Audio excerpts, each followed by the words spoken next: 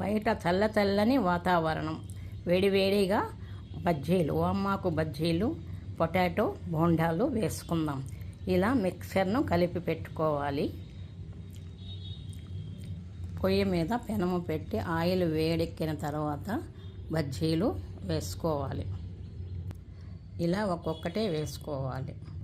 కాలుతూ ఉన్నాయి కదా, అన్నీ వేసేసుకుందాం.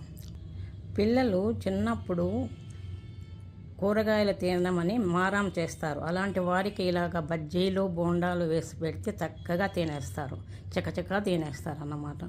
పిల్లలు చిన్నగా ఉన్నప్పుడు ఆహారము ఎక్కువగా తినాలి, పెరుగుదల కోసము, వారి శక్తి కోసము.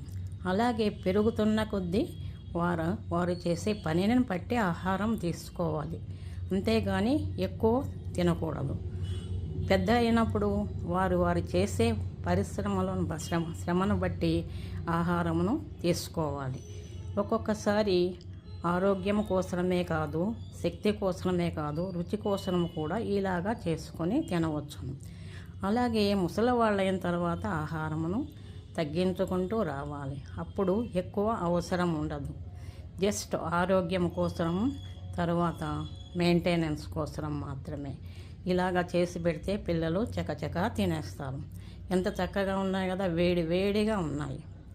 ఇలా ఒక చిల్లుల గిన్నెలో వేస్తే ఆయిల్ అంతా వెళ్ళిపోతుంది. తర్వాత మనం ఇక్కడ ప్లేట్లు వడ్డించుకుందాం.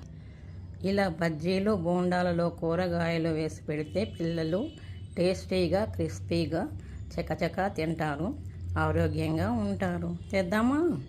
ఓకే.